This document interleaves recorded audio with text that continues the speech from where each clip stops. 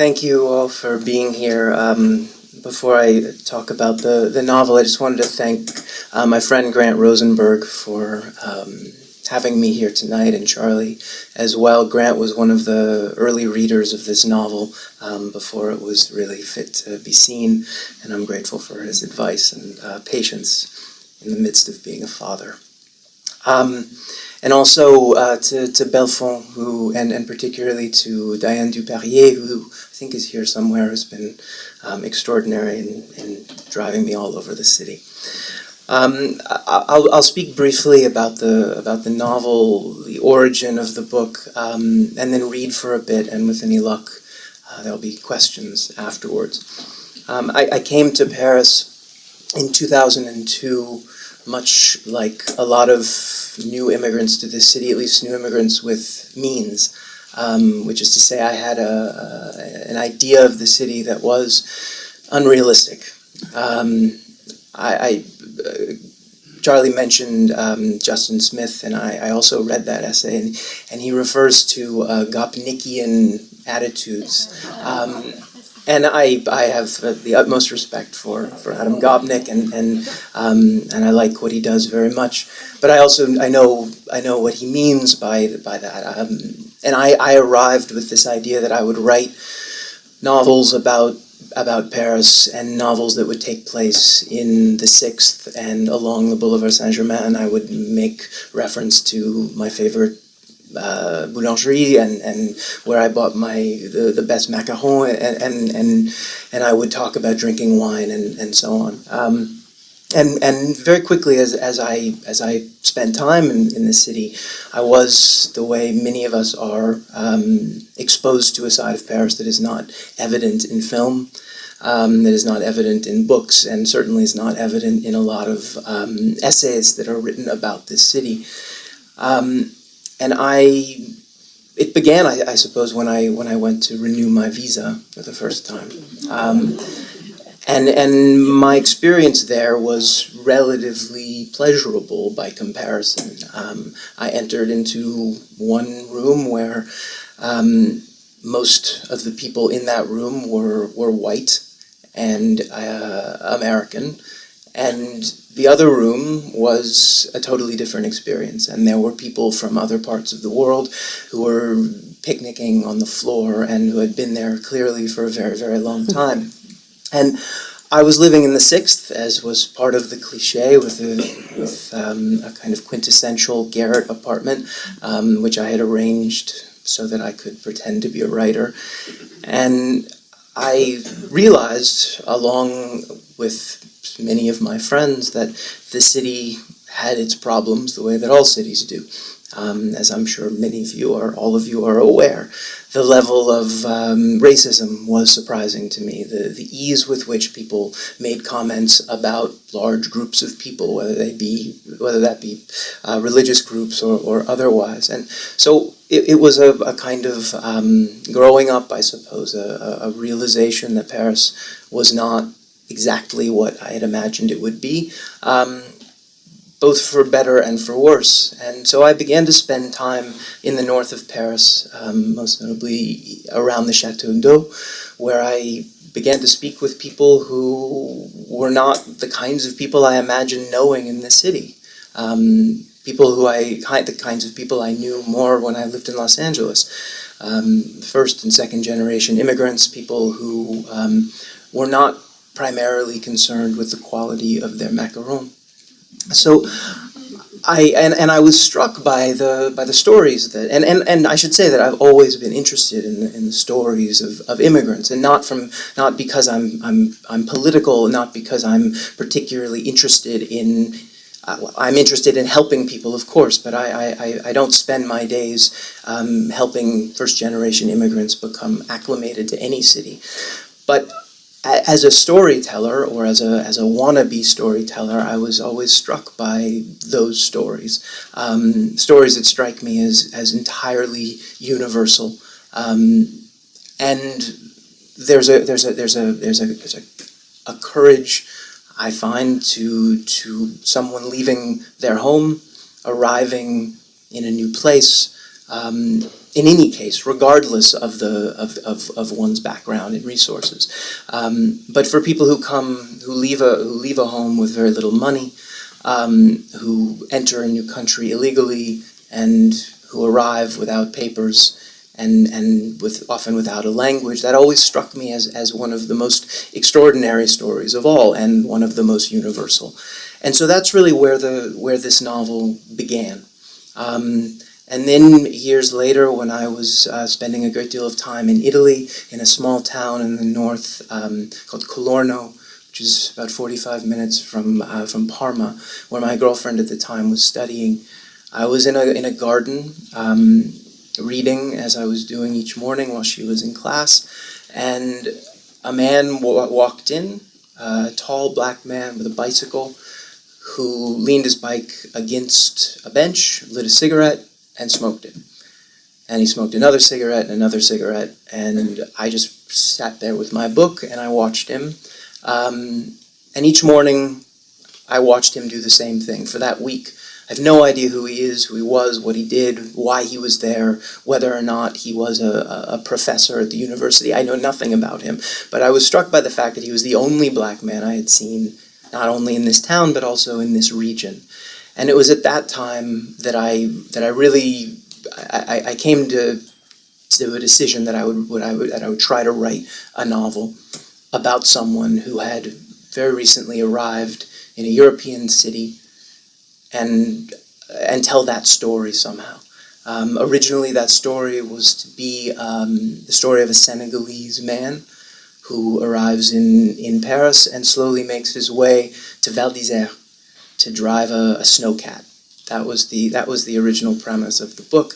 It was a mess for any number of reasons, primarily because I was essentially forcing the English language into the mouth of somebody who would naturally speak French, certainly in France. So I began doing more research and came across Liberia, which I had known very little about, but remembered this essential history, which is that it is the only American colony in Africa, and that the colonizers were former slaves. And that is a wildly simplistic version of that history, but that's what struck me.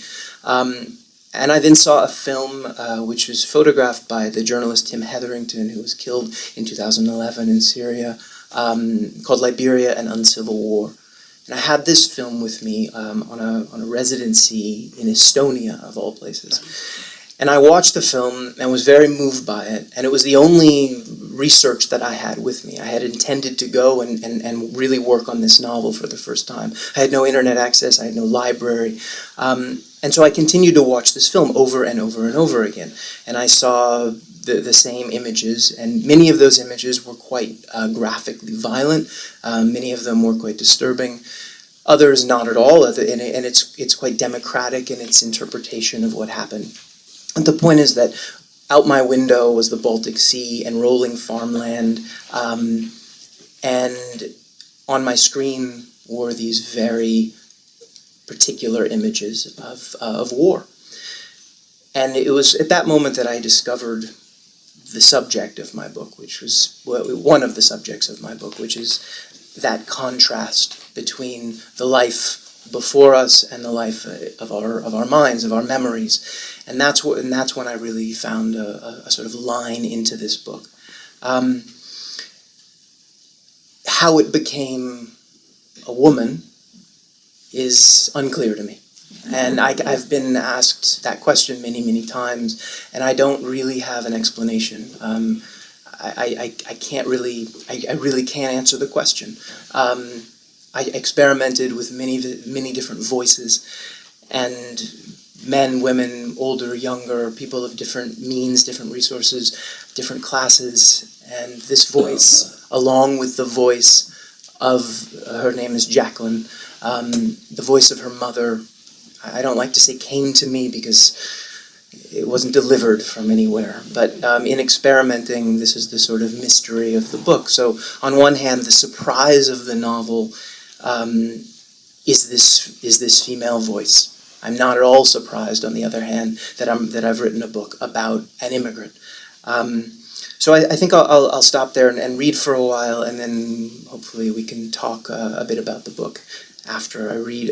I'll set up this passage very briefly, and just tell you that Jacqueline is alone on the island of Santorini in Greece, where she's sort of washed ashore after traveling throughout the Mediterranean. She is a woman who has been very well educated. She's the daughter of a finance minister, former finance minister under Charles Taylor. She's very proud. She is very strong. She's very stubborn. She's very intelligent. And she is constantly in conversation with her mother, who is not present. Neither, and all of her family are no longer present. And so when she's speaking to her mother, she's really speaking to herself, and is sort of discussing her life and her memories with herself. And she is, I suppose, on the brink of some version of madness, whatever that means. And she is she's stopped right now in a half-built hotel, and she's not entirely sure. She's not entirely sure whether or not it's been abandoned, or whether or not workers will be coming in the morning. She closed her eyes and listened. A dog barked at slow intervals, not the rapid, hysterical barks of desperation. The sound was plaintive and certain. After some time, the barking stopped, and so she listened to the wind rushing through the building. With each gust, something rattled in the far dark behind her, behind the imagined wall. She drew the blanket over her face and tried to make herself still.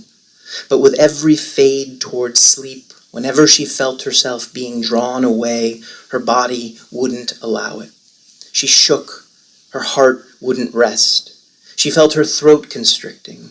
Soon she could no longer keep her eyes closed, and now stared into the blanket's dull darkness. It seemed to her that she would have to decide between being suffocated and throwing the blanket from her face, risk exposing herself to the cold air, to whatever it was that waited for her, rattling in the black. It was the calculus of night, of sleeplessness. She knew this. She knew this, but for what felt like a very long time, she could not bring herself to push the blanket away. The air was hot and fetid. She wanted to breathe, but still she remained below, beneath, pressed down, her eyelashes catching against the worn fabric. She thought she might chew through the cotton, cut an air hole, and so brought a bit of blanket down into her mouth, sucked it in, the salt on her tongue, saliva running. She began to gnaw at it, sawing her front teeth sideways. She was seeking air, a way to be protected without being smothered to death. It was the logic of night, of half-sleep, of terror. Her mother said, "Stop it." Her mother said, "Take it out of your mouth. Easy now. Easy," she said, and cooled her hands on a sweating glass full of ice and tonic and lime and gin, and held her daughter's cheeks. "Easy, Angel, easy," she said, peeling the blanket from Jacqueline's face, resting it gently from between her teeth.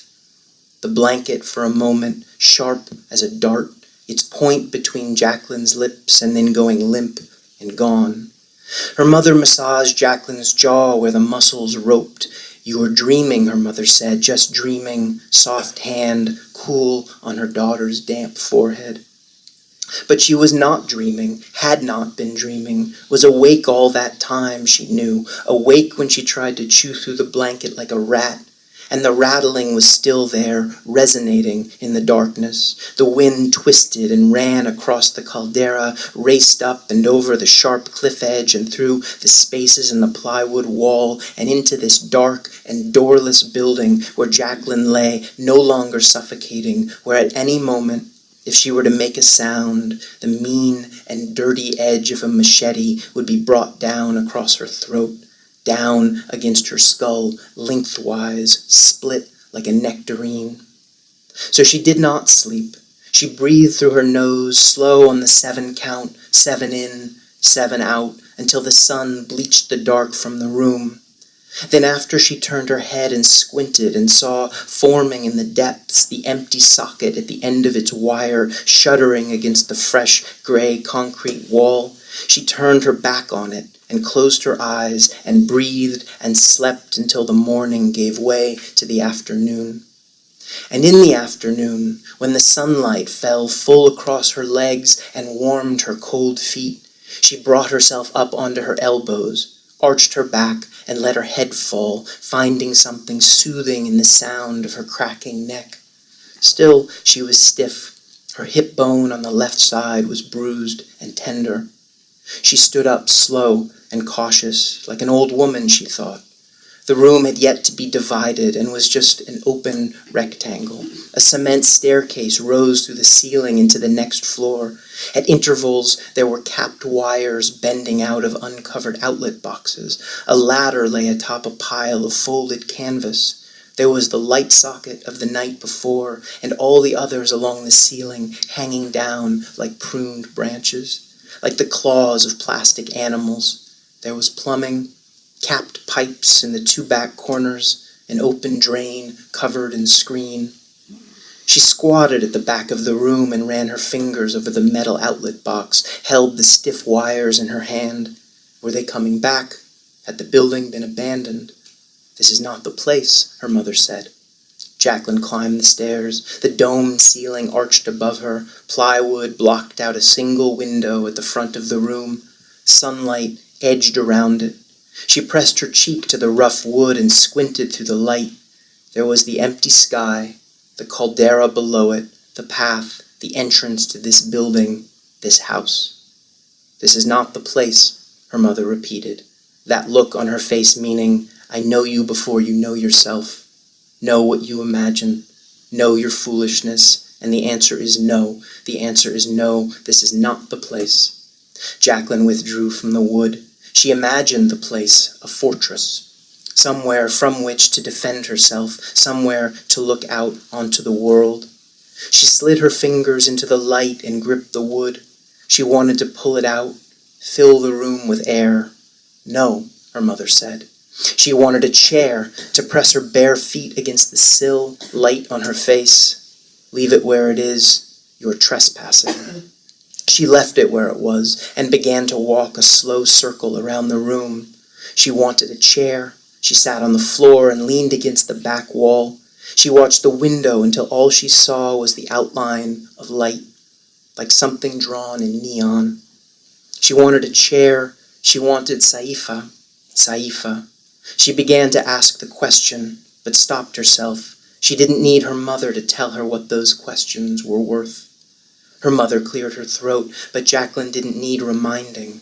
She dared her mother to say what she would say. But you cannot understand, but you cannot know. You should not try, but trust, have faith, etc., etc. But she was silent. Her mother wasn't in that room, nor her father, nor Saifa, nor Bernard. No one was in that room but Jacqueline. So she fixed her eyes on that frame of light and tried her best to fill the room anyway. First, there were Saifa's feet, calloused, toenails painted, pure passion. She could see the bottle, its cap and tiny brush. Jacqueline unclenched her fists, opened her hands, and turned them upward. The feet were there, heels in her palms. She wanted to say more, but all she could find was the name. Saifa, Saifa, Saifa. On and nothing more. Saifa. The girl running across the lawn, chasing a feral orange cat. Saifa, the woman standing at the edge there where the grass broke into jungle, looking down on the shanty town below, belly in her hands as if it weren't a part of her at all.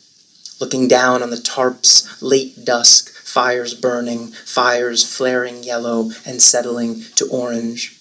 All quiet, the city besieged by then, the lull, the hollow pressure, no longer possible to lie, to make believe the pantomime ended. And yet they were in that house as if nothing but benevolent spirits waited for them out there in the night. They waited, willful, arrogant, stupid, blind, proud, as if everything she had hated in their father, everything Saifa had ignored in him, had come all at once to be law. That house, that land had become its own country. Those last days, their own isolated and stubborn king, housebound, pacing the halls, dressed to rule, dressed to work. His ruby tie, knotted fat and high, suit jacket fastened by a single button, thick gold-nibbed fountain pen in his fist, his loyal queen, stubborn in her own faith, gliding through the house in her elegant Italian dress, the color of a pale and unpolluted sea, in her highest heels, a darker green, drinking gin and tonic and the juice of a whole lime, her glass rattling with ice cubes. Ice cubes, because there was no reason not to run the generator. Everything would always be easy to come by. There was nothing to protect against, no catastrophe to prepare for, no reason to save gasoline, run it and keep the house cold, keep the freezer going. She longed for her family as they were years ago, a particular version, a version that may have never existed. She wanted those three people to occupy the bare concrete room. She did not want her recent father. She wanted the younger man. She wanted the early history, the man possessed with the stillness of certainty, of happiness. She did not want that pacing and weakened fool, but she could not filter memory. Despite her father's determined blindness, Jacqueline believed Bernard, who had been telling her for months that it had all ended. Bernard had told her, and she believed him. He would not be surprised if Taylor was already gone to Libya, or even to America, hidden there by the CIA, or, if nowhere else, to Nigeria. Anywhere else but here in this pit. He was willing to bet that he'd already fled, and if he hadn't, he would soon. The captain would not drown with the crew, he said. And Jacqueline knew it was true. The country was no longer his, no longer theirs. They were all absurd, Bernard said, dressed up in their houses. He had seen the lured, had spoken with them, had been to their camps, seen the men, listened to them, calling themselves captain and commander. They were dressed for war and not some cocktail party. He'd seen those children, their eyes. He had seen them rip out a man's intestines and use them for rope for a checkpoint, strung across a road. Jacqueline, time had run out. Like it or not, he said, with an arrogance so similar to her father's, an arrogance and even some satisfaction, as if perhaps in hating Taylor, in partly hating her father, he also hated Jacqueline. If only immediately, there at the hotel, out on the terrace in the heavy heat, in those moments, as if there were no difference between any of them. Idiots on a hill, he said, and may as well have spit. As if she still needed convincing, as if it were so simple to condemn one's father. So what next, she asked. On verra, he said. The first thing is to get out safely when the time comes, and Jacqueline nodded. And the time is coming quickly, he said with satisfaction, as if he'd won, proven his point, wise and world-weary journalist. He'd seen it all. And you wanted me to write about the beaches. She returned her face to the plywood and looked out at the blue day. It was the same. The caldera remained, the water remained. A couple passed, a dog trotted by. Great ships were on the water, sailboats. When the wind came up, she could feel it cold against her open eye. Gradually, she came to understand that she'd have to continue on. Here, she would be found out. She would never feel in possession of this place. Her mother, of course, was right. She could not leave in daylight, though. She watched herself, a black woman, coming out of a construction site, sliding the plywood back, stepping onto the path. No, she would have to leave at night. Until then, she was a prisoner. Until then, she would have to wait alone with her mind. When she woke, her jaw was sore. She could not remember her dreams. The sun had set, and the room was graying quickly into darkness. She folded the blanket and packed her bag. She went upstairs, and in an act of quiet rebellion, she carefully pulled the plywood from the window. If she stood back and kept in the shadows, no one would see her. The path was unlit below. There were more people out now, and from the shadows she watched the couples strolling along, the children running by, all the feral dogs in search of their suppers. The sun had set over the other side of the island and had left the sky above the caldera streaked with blood. For a while she faded from herself. The wind softened, turned to gentle currents of air.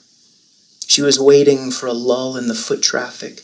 She thought of Bernard, and from there she came to a decision, an absolute decision, a point of certainty that went beyond what was necessary, and in so doing felt buoyant. She could hear her mother in the distance, in the other room, coming up the stairs, calling from outside, saying, "Be careful, my heart, be careful. Think of what you can control. Think of what's next." But Jacqueline stepped forward and crossed the line of shadow that fell across the floor. She moved closer to the window so that her whole body was there for anyone to see. She laid her palms flat against the rough sill, kept her arms straight, and leaned forward to feel the air more fully on her face. She gave her arms her weight. She could see her own silhouette. She looked up at herself from the street and saw a dark figure, a regal shadow framed in the wide window of an unfinished house, like a dictator, face obscured, looking down upon a great square.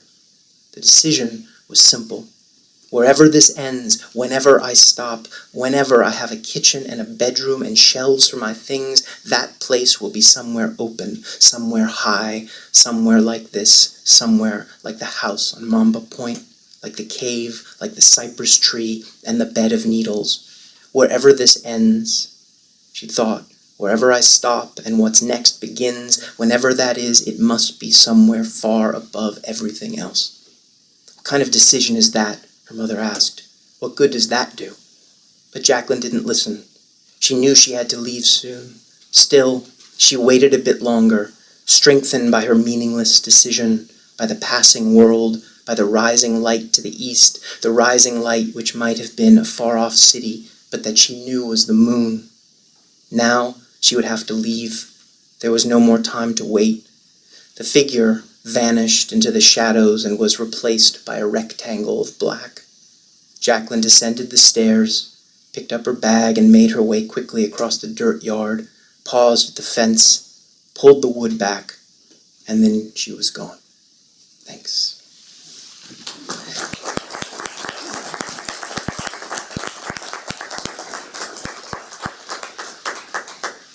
I realized there's a phrase in there, currents of air, and I realized I stole that from the French.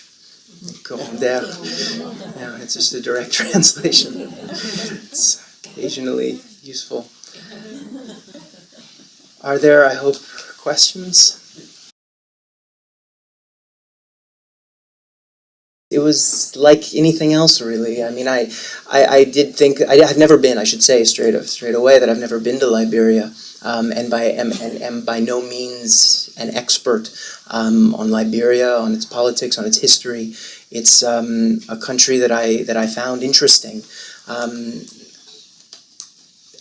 as I said, I was very moved both by that film.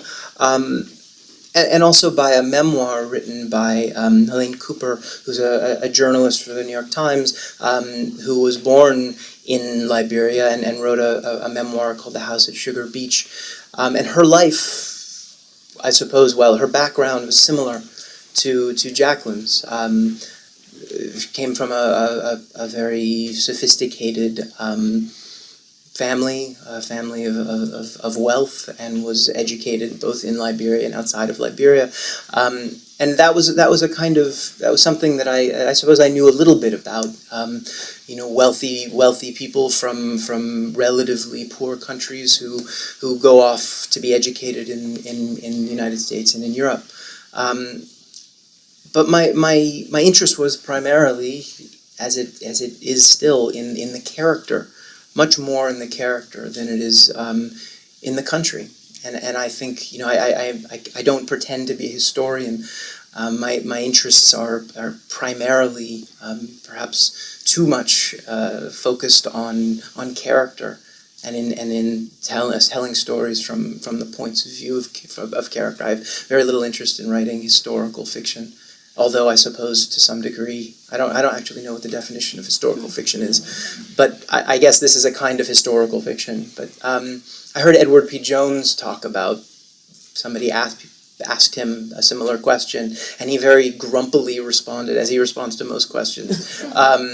If I want to do research, it's easy. I can pick up a phone book from 1952 if that's when a story is set, and I can find the name of the ice cream shop, the bar, the hotel, whatever.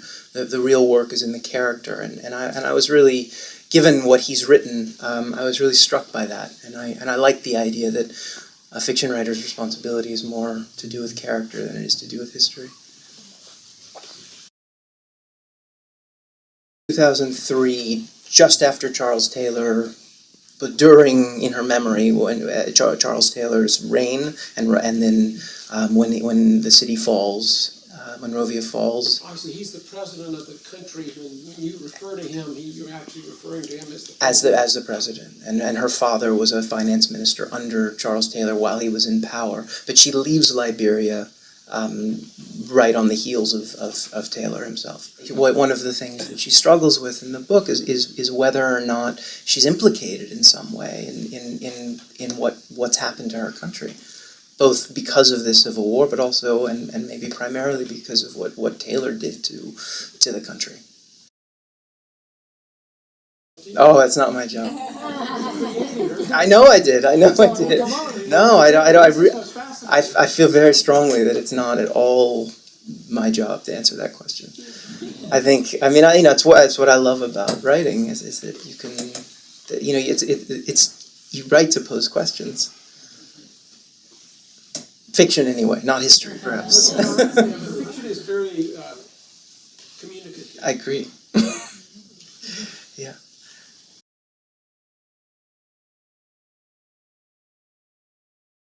Well, first of all, this is one woman who is black, and I am in no way speaking for any wide group of people. Well, that wasn't my... No. But it's for me. It's a very important distinction, and I respond to your question that way because when I'm asked about that, nobody has said to me, black or white, you don't have the right to do this. How dare you?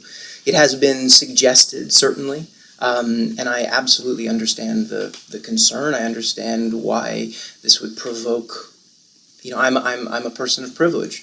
Because relatively, I've never been hungry. I have had I've benefited from good education, and I'm a white man, so I get all of the sort of one, I suppose, if that's what we say, and I'm fully aware of my privilege, but I also think, this is the book that I wanted to write. And it's the book that I ended up writing, and some of it I had an intention to write, and some of it without trying. I hope that I don't sound self-congratulatory or mystical or self-consciously mystical, but some of it I don't know how it was written. I'm not entirely sure of that. But I did fall in love with the character. I came to this voice, as I said, after experimenting, and I fell in love with this voice.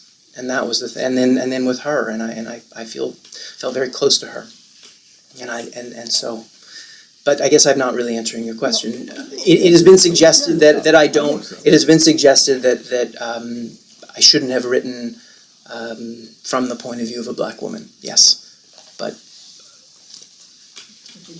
I did. Yeah. But I don't want to be. I also don't want to be flip about it. I think it's an absolutely. It's an important question to ask, and it's an important subject. I know what I believe, but I also think that there are all sorts of reasons to be concerned about a white man writing from the points of view of any number of people, because, as you say, what the hell do I know? But nonetheless, I also think it's really important to be able to write what we want to write.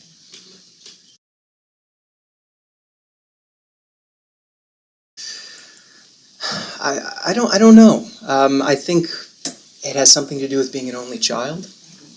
I spent a lot of time by myself, and I think, I don't know which comes first. You're an only child or you're a writer.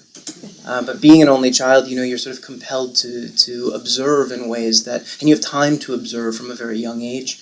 And I think there's a certain level of isolation in being an only child. I mean, this is sort of, pop psychology at its worst. But I think there's something to that. And then I grew up in Los Angeles and knew a lot of immigrants and was always impressed. I remember seeing a film called El Norte when I was really young, probably too young to see that film. And I have no idea if it's any good anymore or if it was ever any good. But when I saw it, I was just absolutely shocked that this was an experience that people had. And I think about it all the time. And it's El Norte. It's about, I think that it's a Salvadoran brother and sister who come up from El Salvador, sneak across the border, and end up living in I think Los Angeles or San Diego. And it's a very sad, very moving, or it was very sad and very moving. I don't know. It could be a terrible film, but that story struck me. And you grow up playing baseball or soccer or whatever, and inevitably the kids you're playing with, one of them has just landed. And and I lived in Venice for a long time, and there are a lot of there's a large, all over Los Angeles. It's a pretty cosmopolitan city in that sense. But again, it's the story. It's such a universal story. Somebody leaves everything, crosses borders, encounters various obstacles, arrives in a place, and recreates a life. And that, for me, is the most interesting thing of all. And it just seems, even if we stay in the same town all our lives, we're sort of constantly thinking about, at least, crossing the street and recreating our lives in some way. And being an expat here and knowing so many expats, all of my friends in Paris have done that in one way or another. They're, Italian and American and German or whatever, Chinese. All of these people are doing that. Where do you want to live now? Well, I live in New York now, which is, Do you feel difficult? a little bit, but not the way I did when I came here. Fortunately, I can speak the language, sort of. Other questions? Partly because I was living in Europe at the time when I began to write the book, and I was traveling quite a bit. And for example, in Barcelona, I talked with some men who were there selling sunglasses on the right above the beach. And the people I met here, and it just seemed like that's where I was living and that's what I was interested in. And plus, I knew Santorini very well. I'd spent a lot of time writing in Santorini, and I liked the idea of Santorini as a place for her to be moving through, because it's Greece, because it's a place that's exquisitely beautiful, but that beauty is born of destruction. The cliffs from which she looks out over this extraordinary view, those cliffs are created because a volcano went off. And I like that. I shouldn't admit this, but I like that as a metaphor. Some of it, like I said, are things that I made conscious decisions to do, and others, it's just comme ça.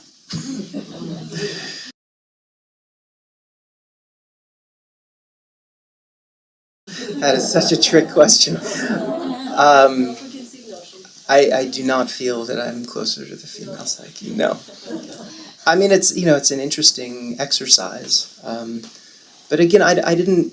Obviously, it's important that she's a woman, and that the fact that she's a woman informs the character. But I always thought it was a mistake to approach writing it with this sort of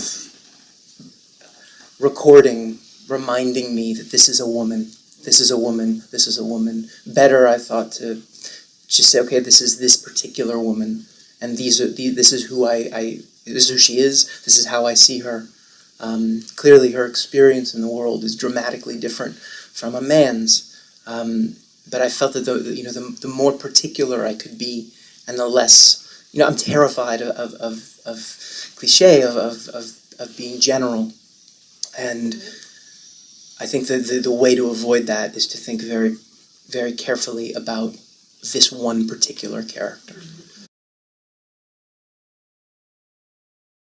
It's impossible, I think, to write a book like this and keep your head down all day long in a city.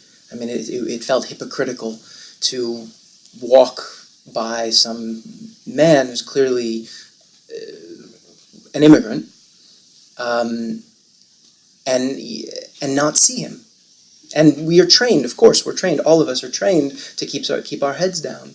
And part of the reason I like to write is because it sort of compels us not to do that. It forces us to pay attention, even if it's entirely self-serving. At least, I'm paying attention in service of my writing. I saw not too long ago the writer Yi-Yun Lee talk about the sort of importance of curiosity and the importance of paying attention, just no matter how difficult paying attention is. And she told this story about being on an airplane and a man wanting to talk to her, and how she sort of turned away from him and put her head against the window and closed her eyes. And he was clearly disappointed, and that was really the end of the story. And the moral was that she had failed as a writer. That a writer's job is never to turn away a writer, and I like that. And then a few months later, I was on a plane in Iowa, over Iowa, and there was a guy sitting next to me who got onto the plane. He was wearing these really thick work boots, caked with mud. And it's not the kind of thing you see very often on an airplane. And I kept looking at his boots, and I was dying to ask him, what's the story with the boots? And I didn't ask the question. And it felt also, I thought of what she'd said, and it felt very much like a failure of my responsibility as a writer. And I think that's sort of the job, is not to, one way or another, not to ignore what is easily ignored.